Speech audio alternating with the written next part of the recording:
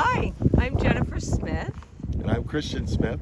and we're here at Victory Park in the south end of New Bedford. We call it the Peninsula. Others also call this area of the city Clark's Point.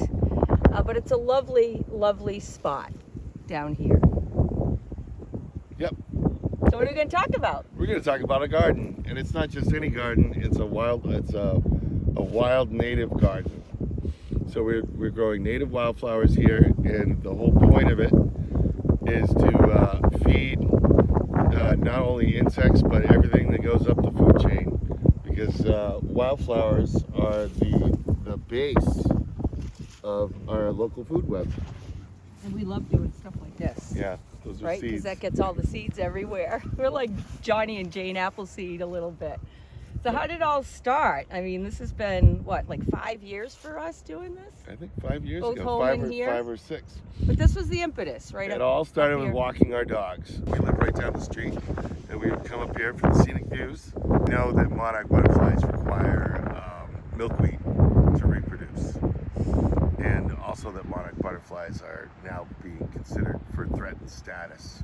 We've lost like 90% of them in my lifetime, and which is hard, yeah. And so walking around, seeing all the butterflies and not seeing any milkweed, I decided that something had to be done. So they were obviously here. I figured, let's put a garden in. So I contacted the Parks and Recreation for New Bedford, the city of New Bedford. Mary Raposa. Mary One of our Raposa. big supporters. And I pitched, listen, we'll put a garden in if you let us do it. And she was gung-ho on that idea. It turns out that native plants are part of the Parks and Recreation ethos at this point. And so we got together. We got, I don't know, dozen or so volunteers. Yeah, we just put out a call to family and friends. It was November 2019. It was freezing, and the pictures were all like bundled up.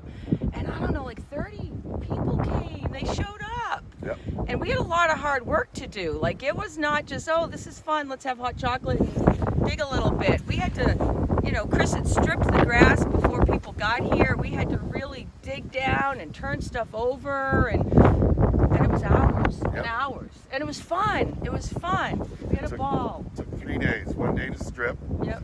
1 day to spread topsoil on the area that we stripped, and then That's came a back red. and put in a bunch of wildflower seeds. I bought a native seed mix, specifically local to New England, from a company up in Vermont, and we put that in, and then it did nothing until the next spring, and started to come up. Yeah. Unfortunately, the DPI did not get the message and mowed it once.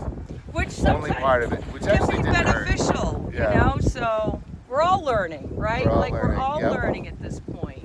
And from space, this whole garden looks like a flower, which is kind of cool. We designed it so it would be wildflowers on the map. What's super cool standing here is, see the flattened, comfy grass area? A coyote probably slept there last night. Like, how cool is that, right? We've created this gorgeous environment for all creatures in the chain. We come here with our dogs, as Chris said, and we see the coyotes a lot. We just saw a pack of like 5 about a month ago. But our most prolific volunteer has been the evening primrose. Lots of asters, which are a late season plant. They're small flowers, usually white or blue or purple. But there's 4,000 different native bees, many of which are threatened and endangered. And we host probably 20 species of bee, I think, that we found. Hornets, Bees, hornets, butterflies. wasps. So we have about 20 species of plants, maybe a few more than that. And goldenrod's like a keystone plant. It's really, really important. It supports so many different insects. And of course, those insects go on to support the birds, small animals.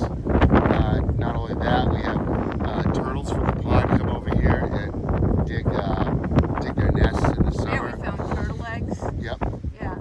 And so it's really changed it was just flat grass and some clover. And Like, we've learned so much in 5 years. And so that Souza and her dynamic team, their headquarters is right behind you.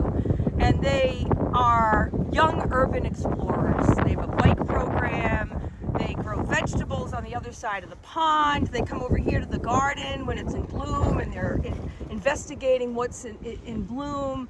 It's a wonderful partnership that we're looking to, pardon the pun, grow. Yeah. And when I was thinking about today and being with y'all, I thought about, what are we doing here? And you know what we're growing the future. This is the future. This is our planet. This is our kids who are going to grow up and be the stewards of this planet. And it was just a small idea, right? Yeah, and it's a small idea with a big impact. Yeah, right. That's manageable. Yep. And So it's- this is one of my favorite things, and again, we love to do this. We're gonna help. Let's help get some of this out into the world, right? There we go. Woo! Aster seeds. I'll get some So this is really late season, but there's still some seeds in there. You can see those little tiny black dots. So vulnerable, right? Yet so And- strong. And this flower, it's not the most showy flower. It's super tall. It can grow up to 9 feet tall. They're little, beautiful little yellow flowers that will bloom sequentially up the stalk, and they support an evening primrose moth, which is the cool thing about that. So the insects have evolved with the plants that live on this continent, and a lot of the insects are specialists, and they require certain plants to live.